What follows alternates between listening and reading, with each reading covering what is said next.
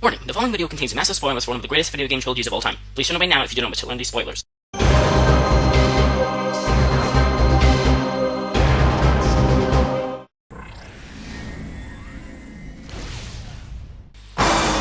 Some people won't agree that this counts as a boss. The Phazon Elite is pretty hard to decide. Well, there's only one of him in the whole trilogy. He's powerful enough to be a boss. So, he's a boss. I actually pretty much like this boss. The fight is pretty intense, and the music is very fitting. So sue me for liking him.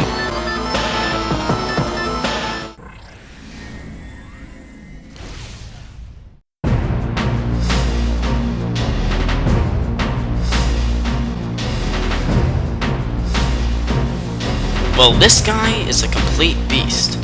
The Berserker Lord is so awesome, it knows how to make an entrance. The Lord's weak point is shielded by Phasite armor, so you have to hit 2 red shields on his shoulders to aggravate him into blasting you with Phazon. Shoot these shots back to shatter the armor. The Lord's attacks are shooting lasers, creating shockwaves, and vomiting. Yeah, look, vomit. But the one thing that makes him so awesome is that after being pounded with bullets, electrocuted, falling to space, and a head-on collision with a ship, he is still alive. In Elysia, while assembling the bomb, you have to fight him again. So enjoy this guy. I know I did.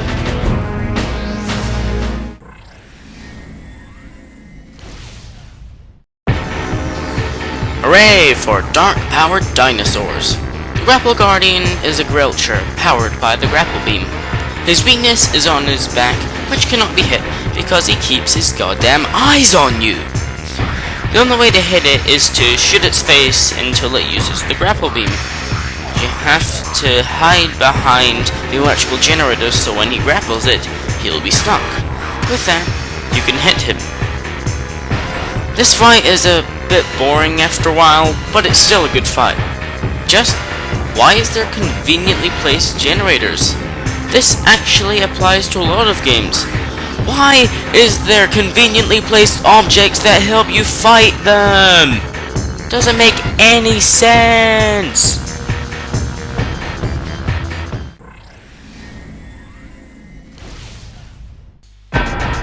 Parasite Queen is really easy. But you would have all heard that in my top 5 easiest, hardest first bosses video. But in reality, this is actually a good fight. I mean, this is the first fight in the whole trilogy. And it's actually pretty impressive. And the music is just epic. So yeah, the Parasite Queen is alright in my book.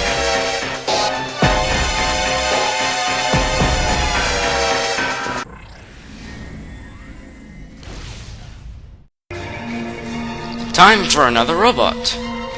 Helios is the Elysian Leviathan Seed Guardian, who looks somewhat like a Bakugan. Helios uses smaller bots to protect him through using formations, like a tornado, a humanoid body, and I really have no idea what that is. You have to shoot through the smaller bots to open his shell, then switch to hyper mode and blast his core while avoiding his attacks. After hitting it enough times, Helios will crumble and you'll get the goddamn hyper missile.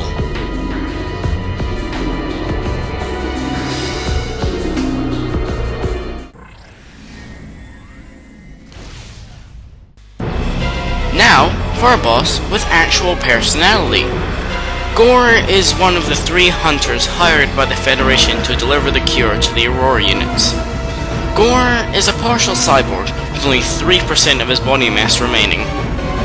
He has the power to merge with larger machinery, most commonly his battle suit. Ghor really is actually an interesting character, who reminds me of me. He's smart, he takes things seriously, but can crack a good joke every once in a while. but his fight is not that good. He acts like frickin' Rambo, rushing in, weapons blazing, and his music isn't the most imaginative. Well, the best thing about the hunters is that once you beat them, you get their key attack, which for Ghor is the plasma beam. Enjoy!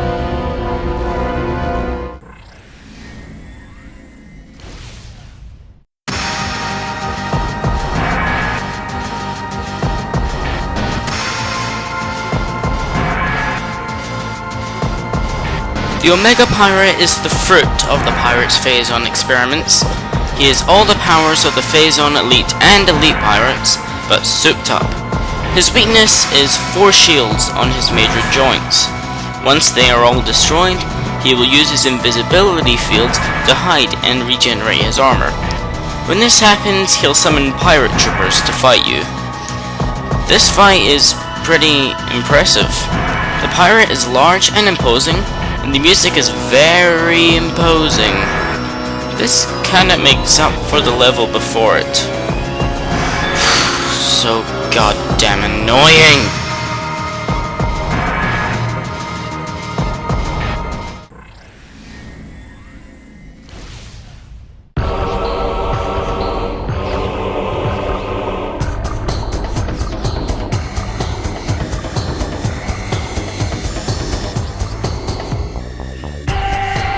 Time for another Dark Samus fight. The second fight with Dark Samus in Prime 2 is pretty good. She has some impressive attacks like Boost Ball, Super Missile, and Self Missile. She also has an invisibility field, which you can only see through with the Dark Visor. But her opening and ending cutscene is what seals her at this spot.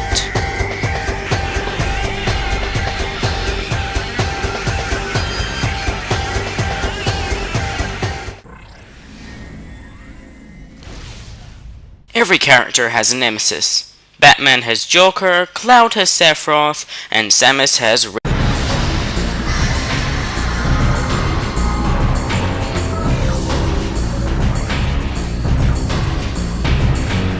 Oh yeah, it's Ridley. Or Omega Ridley. And he sure knows how to make an entrance.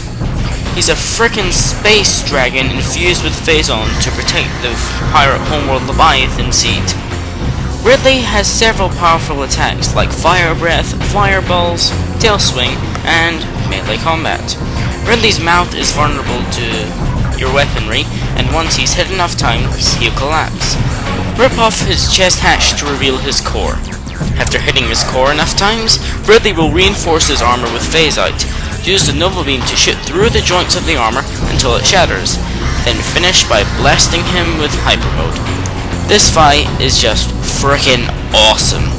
The music is awesome. Everything is so goddamn awesome!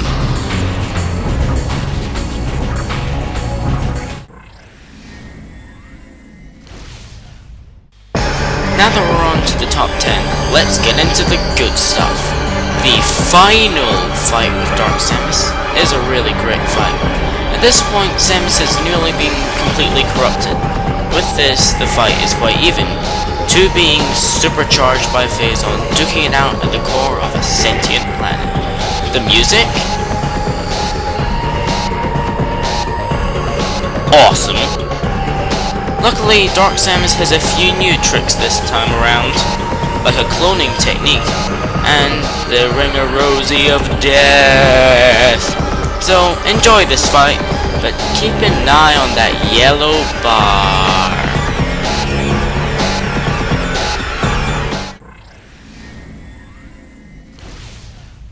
Let me say this. I really didn't like Torv's Bog. I don't know why, I just don't like it. But it does have one redeeming factor. Chykka, the immensely impressive Temple Guardian. You fight in a room filled to the brim with smooths, where Chykka circles you and causes tidal waves and leaps around like frickin' Moby Dick. When hit enough times, Chykka will come onto the platform and try to swallow you. After a few hits, he'll get back in the smooth, and once he succumbs to his wounds and you take a breath of relief,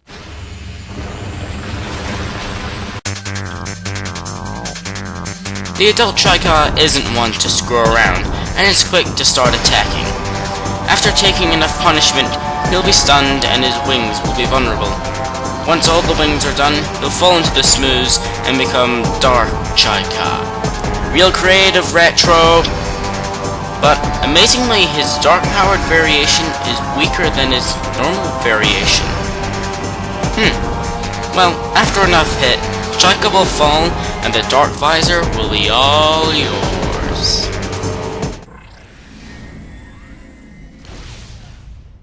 This might be hard to believe, but I like the first Dark Samus fight above all the rest. First of all, the cutscene before it. It just speaks for itself.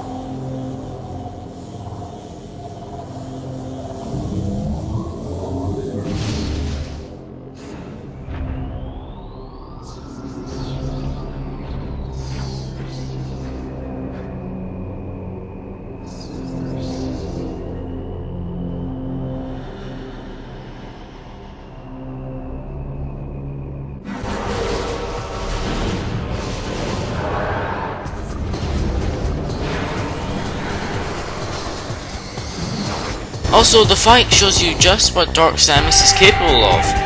Her attacks are jaw-droppingly devastating, able to destroy the scenery around you. The theme that plays is great. It's the first time you hear it in the whole game, and it rocks. Complain all you want, but this deserves number 8.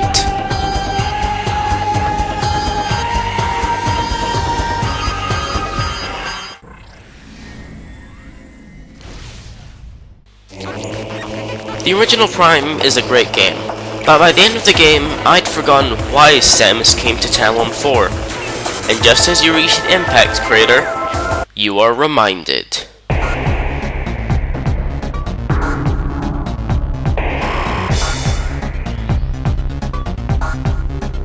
Damn right. This cybernetic Ridley is a force to be reckoned with.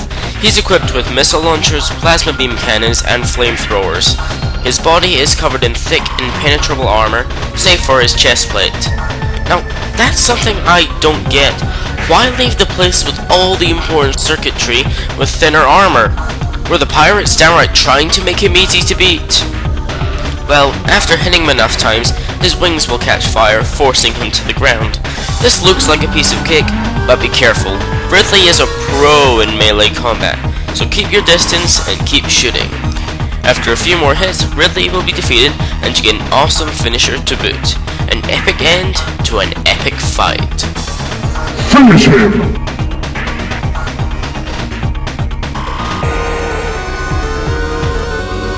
Fatality.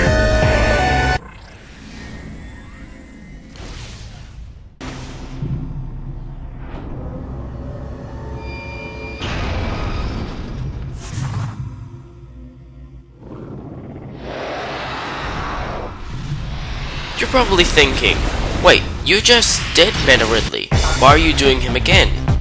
Well, there are 2 Meta Ridley fights, one in Prime and one in Prime 3, and I like the Prime 3 fight better. This fight is basically ripped straight out of Lord of the Rings. The fight takes place as you're plunging down a 17,000 meter shaft, the whole time you're being shot at by Ridley. Because you're moving so fast, touching the walls damages you. Blasting Ridley's mouth works, so do that. Occasionally Ridley will fly up and grab you. When he's about to attack, a part of his body will glow. Shoot it to disrupt the attack. After enough hits, Samus will swoop in for the Hail Mary.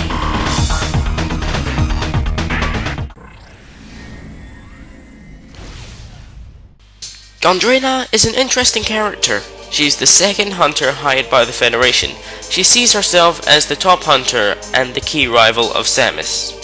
So yeah, she's a bit of a bitch. When you reach the pirate homeworld, you meet up with her, but she's switched sides. The fight starts and she starts jumping around like a gymnast, stopping occasionally to release a shockwave, throw energy at you, or hug you. Yes, her cuddling hurts you But of course comes her main power, shapeshifting, kind of like Mystique from X-Men. She'll become enemies you fought before and use their abilities against you, but by inheriting their strengths, she also inherits their weakness. As the battle progresses, she'll open the walls, exposing you to the acid rain and getting more forms, including... Oh hell no. Her Samus form allows her to use Morph Ball and Zero Laser, a move Samus only gets to use in Brawl. Don't know how that works. In the end, Gandrayda loses with a surprisingly disturbing death sequence.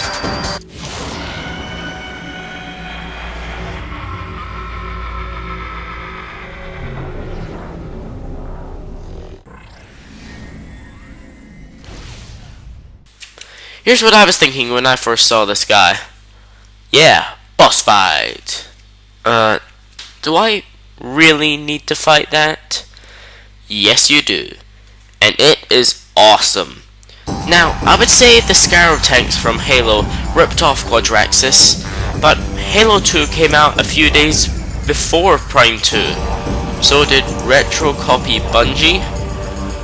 Maybe, but I know for a fact Quadraxis would kick a Scarab tank's ass. This massive mech is very imposing, fitted with missile launchers, wave emitters, and the Annihilator beam. Its joints are its weak points and are vulnerable when flashing. After all four are destroyed, do you think you're done? Oh, how simple-minded you are. The head module receives orders from the antenna on its body. Destroy the antenna on the body and the other two on the head to disable the shield. Then using Spider and Boost Ball, get onto the head and blow the fuck out of it. Now that is a complete boss fight.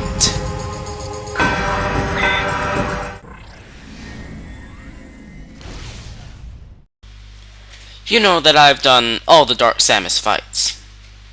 Or have I? All the fights with Dark Samus are done, but what about Metroid Prime, the being that Dark Samus originated from? Metroid Prime is a Phazon-infused Metroid, including Talon 4. He is the final boss of Metroid Prime. Strangely fitting, right? Metroid Prime has a ton of health and is only vulnerable to one weapon at a time. This is indicated by the color he is behind his shell. Power Beam is effective when he's yellow, Wave when purple, Ice when white, and Plasma when red. Prime also has a lot of attacks like a missile launcher, beam attacks, a grapple beam, and running into you. Once he falls down a huge shaft and you think the fight is over,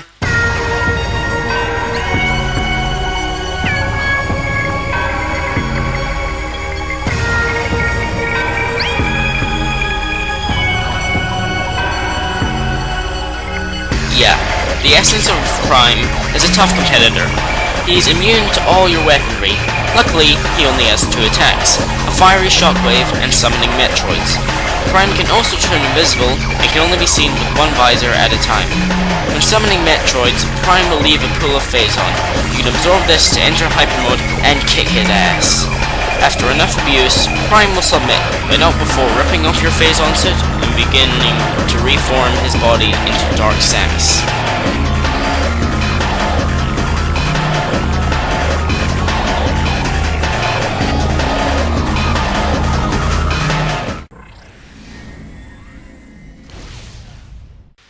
Remember when I talked about the final fight in Prime 2, how I said the fight before it was awesome? Well, here he is.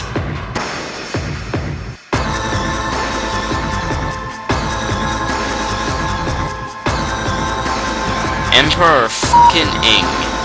He is the ruler of the Ing, a race hell-bent on the destruction of the light world. In the beginning, this fight is really nothing special, just blasting his tentacles and shooting his eye. His tentacle attacks can switch between dark and light powered, so be on your toes. Soon Emperor Ing will enter a cocoon and emit gas that makes the ground dangerous. There are 11 cores on his body. When all of them are destroyed, the cocoon will shatter. And then...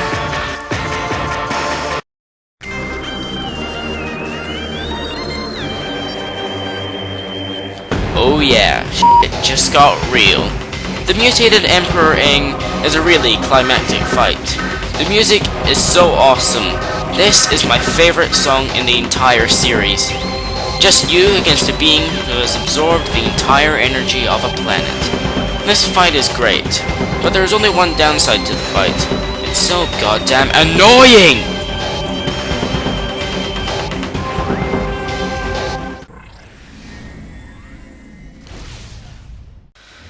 For number 1, I've chosen the boss who has had the most impact on me. A character so great that if Ghor is Rambo and Gandrayda is Mystique, this guy is Chuck Norris. A guy whose theme is so good, it is my theme song. That's right, talking about Rundus!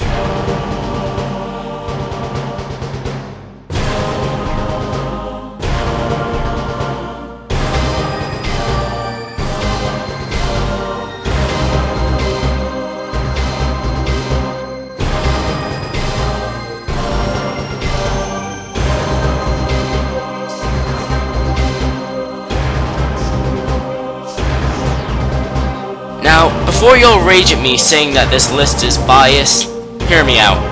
Rundus is a great character. He saves Samus on 2 different occasions. Ghor may remind me of me, but Rundus reminds me of who I want to be. Confident in myself, cocky, but always there to help people when it's needed. Now the fight. Rundus can do everything imaginable with ice. He can create icicles, shoot ice at you, fly around on it, and swing large chunks of ice like a bat. So, in conclusion, the fight is great, the character is memorable, and the music is just awesome. There's one downside. The fight is too damn easy. Oh, and before I go, you know who's a bad character? Cloud f***ing Damn fanboys.